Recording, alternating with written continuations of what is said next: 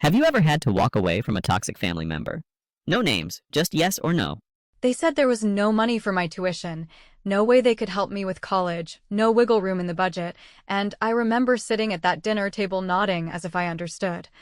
As if the weight of those words hadn't just slammed into me like a punch to the chest. I kept my mouth shut while they repeated the same tired excuses about how times were tough, how bills had piled up, how maybe I should consider community college for a year or two, because it's practically the same thing, and you can always transfer later. I tried to swallow it like medicine I hadn't wanted to take, but then, not even a week later, I walked out the front door to the sound of a camera shutter, the smell of a new car interior wafting from the driveway, and there it was, a shiny brand new truck, glossy red, still wearing the dealer's tag, with a massive bow strapped to the hood like some kind of cruel joke. My brother was grinning ear to ear, my father clapping him on the back, and my mother, the same woman who had just finished explaining to me that we simply couldn't afford tuition, was laughing as she held up her phone to record a video for Facebook. I stood there on the porch in my worn-out sneakers, holding a stack of financial aid papers I had been told to shred because we just don't have the money, and I felt something snap inside me, not loudly, not even dramatically, but like the quiet crack of ice giving way beneath your boots. They called it an investment in his future, saying he'd need reliable transportation for the job he was supposed to get with Dad's friend, as if that somehow outweighed my acceptance letter to a university I had busted my ass to get into. My brother climbed behind the wheel, revving the engine like he was in some car commercial, and I felt myself shrinking into the background of my own life, erased by the growl of a truck engine my parents could somehow find money for.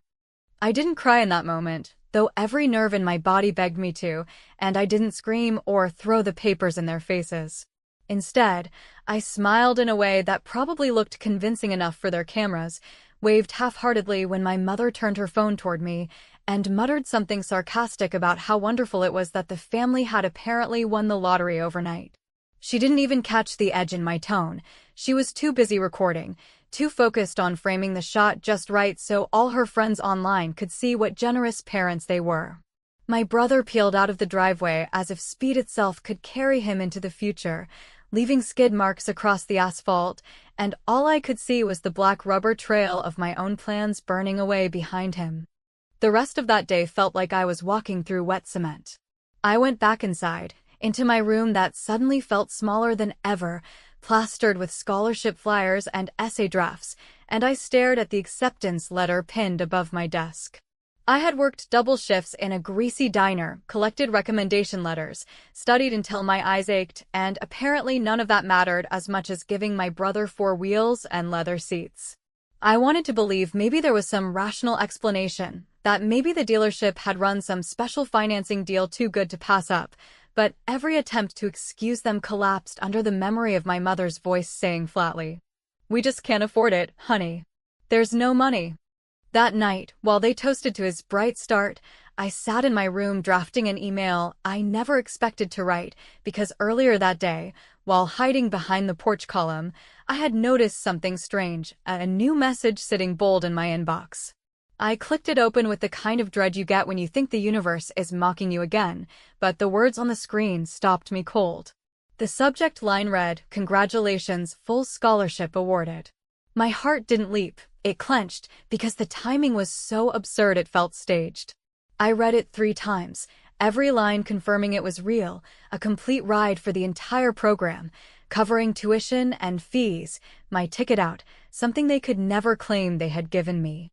I remember closing the laptop slowly, like if I moved too fast the whole thing might vanish, and I sat there in the dim glow of my desk lamp, listening to the muffled sounds of laughter and clinking glasses from the kitchen. I realized in that instant that I didn't need to fight them, didn't need to scream or demand fairness, because I had been handed a weapon far sharper than anger, silence, and the chance to disappear on my own terms. As my brother paraded around town in his shiny red truck, I was already plotting the quietest exit I could make, the kind of exit that wouldn't give them the satisfaction of knowing what was coming.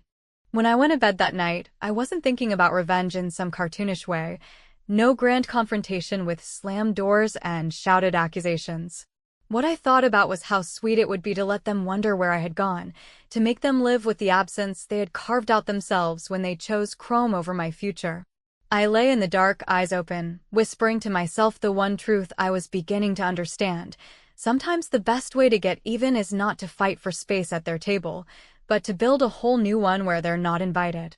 And as the house grew quiet and the truck's engine noise faded into memory, I already knew I would leave. The only question was how soon, and how cleanly I could vanish without looking back.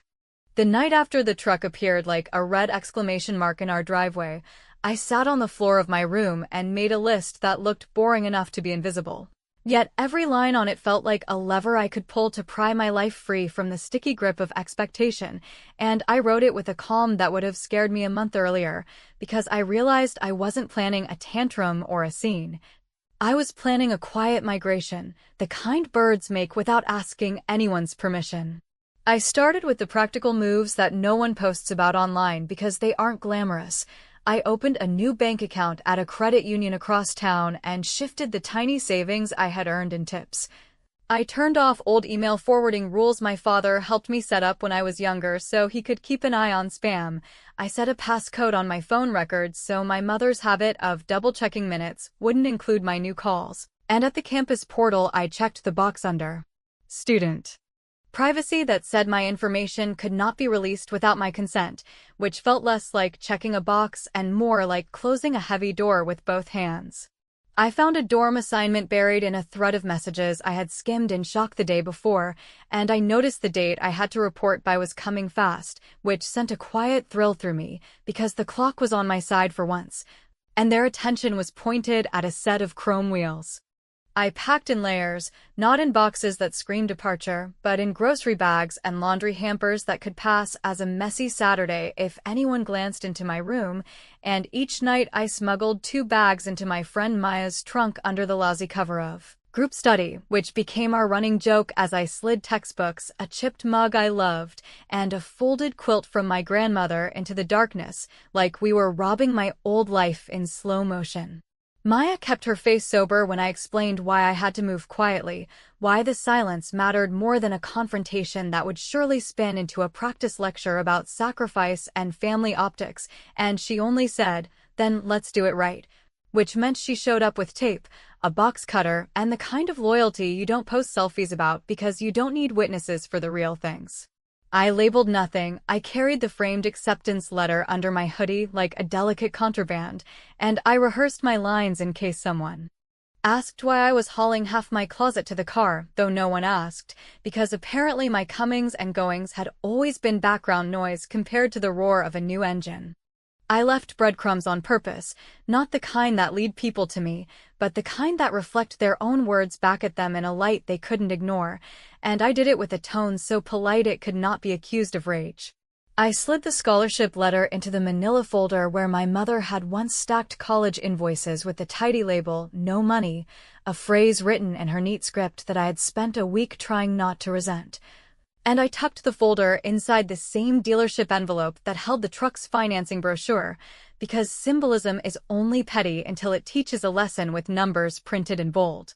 I highlighted the down payment line on a copy of the truck paperwork my father left on the kitchen island, and then highlighted the total cost of my first year as shown in my financial aid estimate. And I clipped them together with a paperclip so small it looked apologetic, which made it perfect, because I wanted them to feel the arithmetic for themselves without a single sentence from me. On my last night in that house, I did the small rituals I knew I would miss, not because the house deserved sentiment, but because my memory did, and I wanted to leave without turning into a person made only of anger. I brewed tea in the dented kettle that always whistled late. I stood in the backyard under the sagging string lights, and I stared at the place on the fence where my father promised to build a gate and never did. A silly detail that somehow explained more than any speech I could have given. I wrote a note that was not a confession and not a goodbye, a paragraph that said thank you for the lessons in resourcefulness, that said I had an opportunity one could not waste, that said I would be safe and I would check in when I was ready. And I signed it with my full name like you do on official documents when you want the record to show you were present and decided. I placed the note in the refrigerator, inside the glass jar where my mother kept leftover labels and rubber bands. A jar she called the future drawer in a circle, which always made me laugh, and I thought it was fitting to leave my words suspended among the elastic things that hold other things together, because that was the best metaphor I could afford without being dramatic. The departure itself happened at the hour when the neighborhood dogs forget to bark and the streetlights blink like they are tired, and I moved through the house with the deliberate slowness of someone defusing a minor device, careful not to bump the hallway table that creaked and not to wake the printers that sometimes coughed at random, and I slid my last bag into Maya's trunk and closed it with both hands like I was sealing a pact that needed witnesses only in my own lungs. We drove with the windows cracked, no music, just the hiss of a road that had suddenly become neutral terrain, and I kept waiting for my chest to crack open the way it does in movies when the protagonist flees, but instead I felt a steadying. A settling of something that had been asking for oxygen and finally got it. At the door I signed papers with a pen on a chain, accepted a key that felt heavier than it looked, and sat on the thin mattress in a room that smelled like new paint and old ambition, then watched sunrise brush the cinder block wall a tired gold that made the place look almost holy in a shabby way. I had promised myself a small revenge at the end of this phase, not the kind that scorches earth, but the kind that rearranges the furniture of a story so the person who walks in sees the room as it has always been. And I chose it carefully so that it would cut only the lie and not the people. Before dawn, I used the truck's own camera footage my mother loved to post as the delivery system, because she had linked the app to our family email for convenience, and I uploaded a short, captionless clip recorded on Maya's phone of me unlocking my dorm door,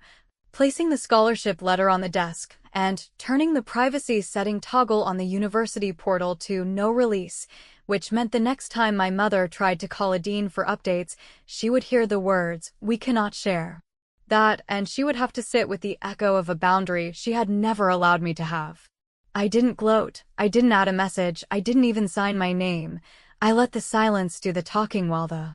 system notifications did the rest, because sometimes the most elegant payback is simply making sure the correct information arrives in the same place where the illusion used to live. By mid-morning, my phone lit up with a stack of missed calls, a bouquet of texts blooming into accusations and concern and logistical questions dressed as love. And I set the device face down on the windowsill and watched students lug plastic drawers across the courtyard while a marching band practiced somewhere too far away to be a nuisance, and I felt the strange double sensation of being both free and hunted. The last text I read before turning the phone off came from my aunt, who never dramatized anything, and it said my mother had already called the college office asking if a girl by my name had checked in,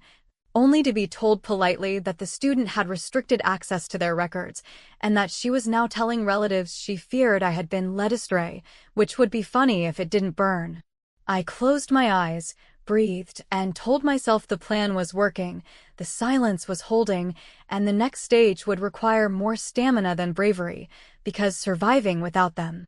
would be the long revenge that mattered. I thought that would be the end of the day's surprises, but as I reached to turn off the phone completely, one last notification slid across the screen, a voicemail transcription from a number I didn't recognize, and in a clipped, official tone a woman introduced herself as someone from the University Office of Student Affairs requesting that I stop by, regarding a concern raised by a family member, which could have meant anything or nothing, yet landed like a cold finger on the back of my neck, and as I stared at the message the dorm hallway filled with the sound of luggage wheels and distant laughter, and I understood that vanishing cleanly was going to be more complicated than locking a door. The first semester without them tasted like metal, a strange blend of freedom and bitterness, because while every door that opened felt like proof I had escaped the orbit of their control, the absence of a safety net pressed on my chest each night when I stared at the ceiling of that dorm room with its cinderblock walls and buzzing fluorescent light. I worked in the campus cafe where the machines hissed and sputtered like impatient beasts. I stocked shelves at a 24-hour store until my legs felt hollow, and I wrote essays at 3 a.m. with hands that smelled of burnt coffee grounds, reminding myself that every hour I traded for exhaustion was another brick in the wall between me and the house I had left behind. Sometimes I laughed with classmates about the absurdity of our diets, instant noodles, dollar store bread, coffee as dinner, and the laughter came out sharp, because beneath it was the knowledge that while some of them could call home for a deposit when their accounts ran low, I had burned that bridge willingly, setting it on fire with my silence. There were nights when I came close to dialing their number, nights when loneliness pressed harder than pride, and I would picture my brother tossing his truck keys on the counter, my mother smiling with that casual cruelty of someone who had convinced herself her choices were logical, and my father saying that it had been a matter of priorities. In those moments, I felt the ache of a daughter who wanted to believe her parents had made a mistake rather than a choice, but the memory of that bow tied to the hood always pulled me back to the reality I could not escape, the reality where their definition of investment never included me. So instead of calling, I poured another cup of cheap coffee, opened my laptop, and reminded myself that success would be my reply carved out in silence and in grades they would never be able to take credit for. Each semester layered another piece of armor onto me. I learned how to budget with ruthless precision, how to say no when friends invited me out knowing my bank balance would laugh at the idea, and how to patch a cracked phone screen with tape because replacing it would have meant missing rent. I found small victories in places that no one noticed, being able to buy a fresh notebook without checking my balance, sending in a paper minutes before the deadline after 3 shifts back-to-back, standing at the back of the lecture hall knowing I was still standing. Period. These victories were private, but they stitched me together, and I carried them like weapons, hidden but sharp, because one day I would walk across a stage, and every choice they had dismissed would echo in the applause. By the second year, I no longer flinched when people mentioned family weekends or holiday breaks, because I had trained myself to smile and say I was busy, or that my family lived too far away.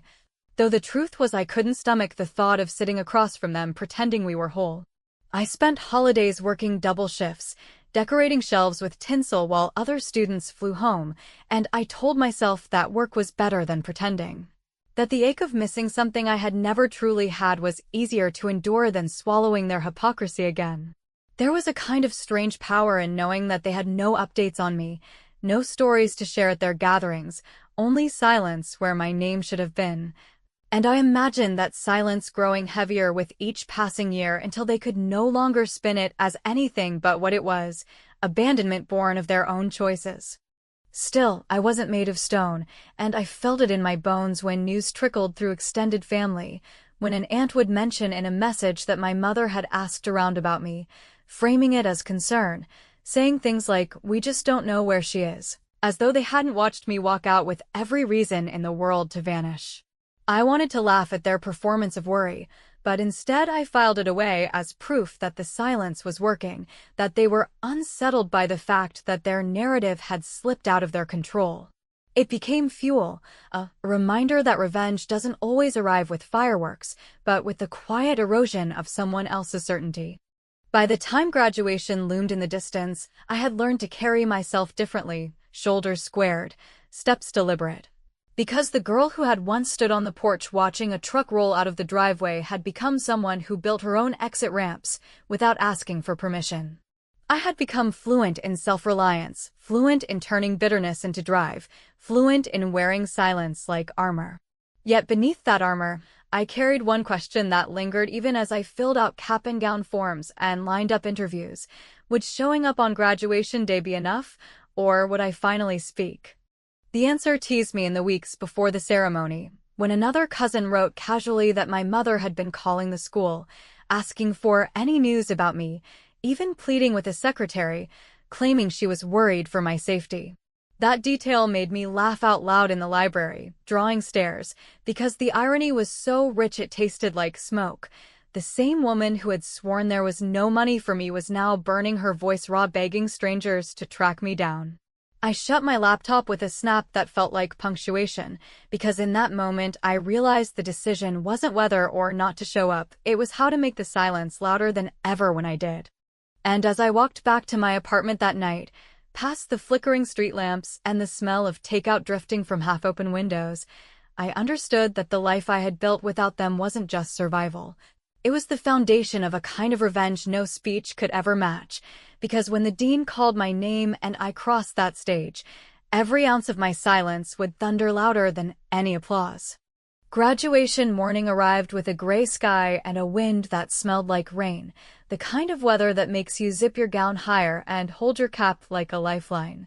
And I walked across the empty quad before the crowds arrived because I wanted a few minutes to hear the sound of my own footsteps in a place that had taught me how to walk without looking back. The stage crew hammered aluminum rails into place while a student orchestra tuned somewhere under a white tent, and I felt the thrum of everything I had carried for 4 years settle into a single, practical rhythm. Pick up the honors cord I had earned credit by credit, check the envelope in my bag that held a printout of the scholarship letter and a receipt for the small donation I had made to the emergency aid fund in memory of no money, a joke I let myself have in private because it kept me from crying, and confirm the note I had left with the dean's assistant would be delivered after the ceremony to a woman who would identify herself loudly as my mother whether anyone asked or not. By mid-morning, the campus had transformed into a festival of families clutching bouquets and phones on full battery, and I stood in the line for graduates while the row behind me buzzed with people trying to wave down relatives in the stands. Yet I kept my gaze on the program in my hands where my name sat under a list of honors that looked almost unreal, a tidy column that compressed 4 years of cafeteria shifts and deadlines into italics, and I told myself not to glance toward the administration building even though I could already hear her voice in my memory, rising and urgent, insisting someone help a worried mother, as if worry were currency that bought access. I had prepared for this day like I prepared for finals, not because I wanted a scene but because I wanted control, and that meant I had turned the last of my paperwork into a quiet barricade, privacy flags set on every registrar screen, instructions filed with the stage manager to pronounce my full name and the phrase with highest honors and departmental distinction, and the donation acknowledgement stamped at dawn, so if she tried later to recast the narrative as a story of reconciliation, the receipts would contradict the script. I saw them before they saw me, because the line curled near the administration doors, and there she was in a fitted jacket and a smile that kept breaking under the strain of the performance, clutching a folder of printouts as if the weight of paper could pin down a daughter, while my father stood a step back looking like a man who had agreed to a plan he didn't understand, and my brother lounged near the steps twirling keys that flashed like a reminder in every beam of weak sun, and in that tableau I recognized the same hierarchy from our kitchen, only now the setting had changed and the audience was larger, which meant the stakes of their story were no longer contained by walls. She spoke to the dean with that brittle politeness that cracks when the answer is no, explaining that she needed to confirm I was safe and requesting seating where she could see her girl walk, and the dean, who had learned the contours of this situation through months of carefully deflected calls, shook her hand warmly and said the sentence that tasted like justice served cold: student records are protected and we cannot share anything without the student's consent, and then offered a general map of the ceremony like any other courteous administrator, which was the gentlest way to say the rules were bigger than one family script. I could have stepped forward then, could have tapped her shoulder and watched the performance collapse, but I stayed in line and let the moment pass, because my revenge was not a confrontation that fed the beast, it was the starvation of attention. A refusal to become the villain in the scene she had staged, and instead I walked with my row into the sea of black gowns and folding chairs, listening as the orchestra slid into a triumphant arrangement that made even the gray sky feel like it was standing up straighter. The ceremony took on that strangely elastic time that big events always have, speeches threading over us in careful phrases about resilience and community, and I let the words wash past while I counted breaths and traced the outline of the envelope in my bag, the one addressed in my own hand to her, holding a single page that thanked her for the lessons in scarcity and included a copy of the donation receipt made in the name No Money Scholarship, a title that would never exist on the public ledger but would live forever in the story that kept her awake.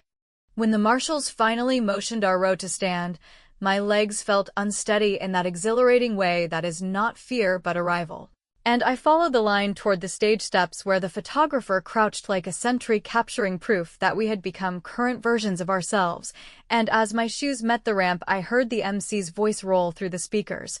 the syllables of my full name rounding out into the open air, followed by the phrase I had requested in writing weeks earlier, a clean announcement of honors that didn't brag so much as document, and as I crossed the stage the applause rose and scattered across the stadium like rain on tin. And I did not search for their faces because I already knew exactly where she sat from the way the crowd shifted around a person who needed others to notice her need. I took the diploma cover from the dean with a grip that surprised us both, and while we smiled for the camera, he pressed my forearm with a slight, intentional touch that said the second envelope had been handed off as agreed, which slid a calm through my ribs so complete I thought I might float. On the far side of the stage, I paused for the official portrait and held my cap in both hands, the red ribbon I had tied around the base, a thin, private echo of a bow I had not been given, catching in the wind like a secret flag. And I allowed myself one brief glance toward the aisle where a familiar silhouette stood with a program crushed in her fist, eyes wide and searching the stage as if I might still be there, and in that moment the urge to wave rose and then folded back into my chest like a bird deciding not to land. I turned away and joined the current of graduates moving toward the bleachers, the sound of names rolling on in an endless river that did not need me to be anything other than another stone in its bed.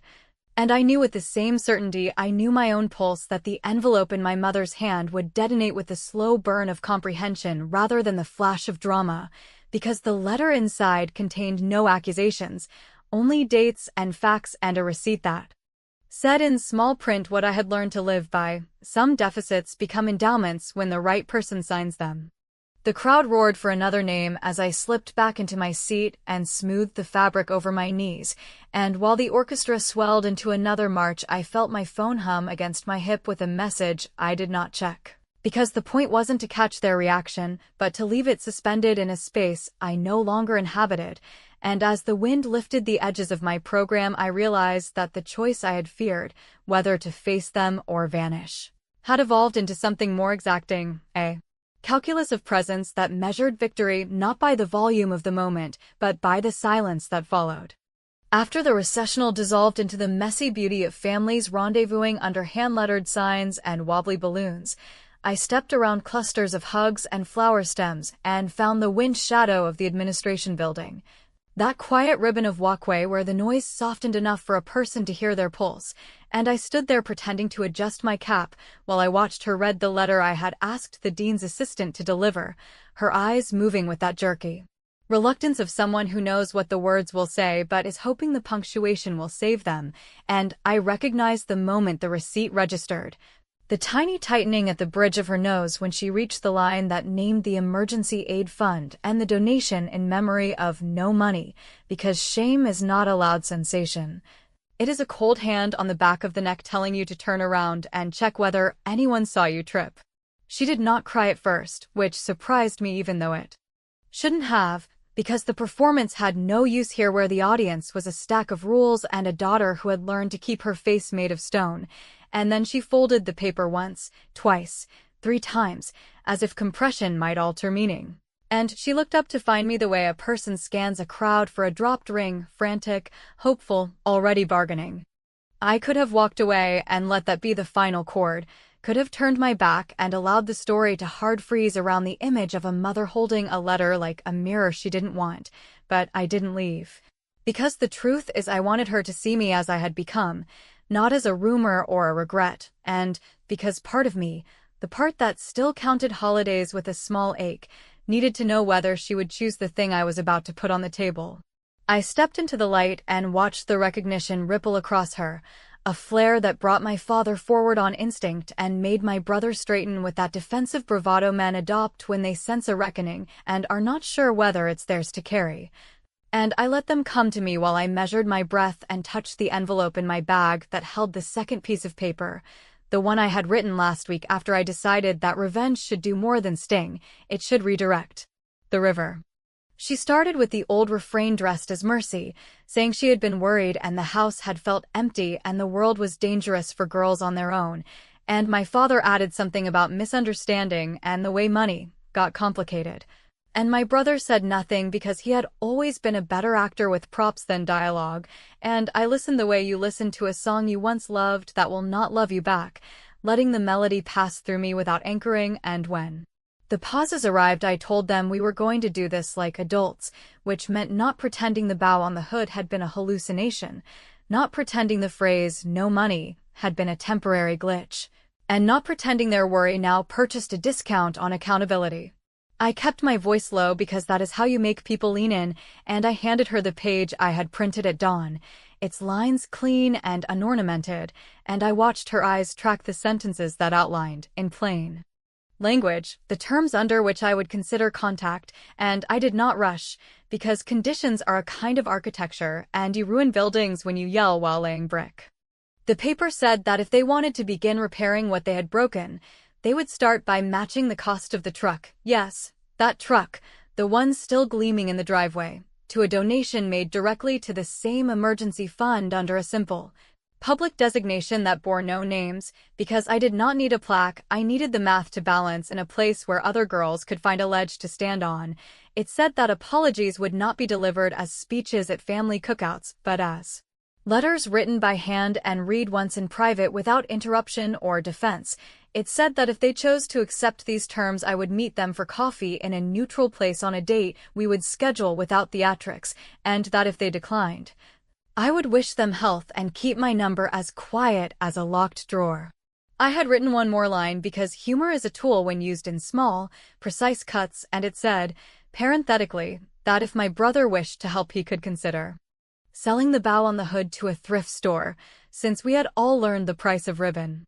She looked up at me with that mixture of pride and panic that arrives when parents see their child as a stranger who learned new grammar, and she asked whether I was really asking her to pay to love me, which was an efficient line and would have played well in a kitchen argument, and I said no, I was asking her to put money where the absence had been, to build a bridge out of the same material that had once blocked the road, and I added,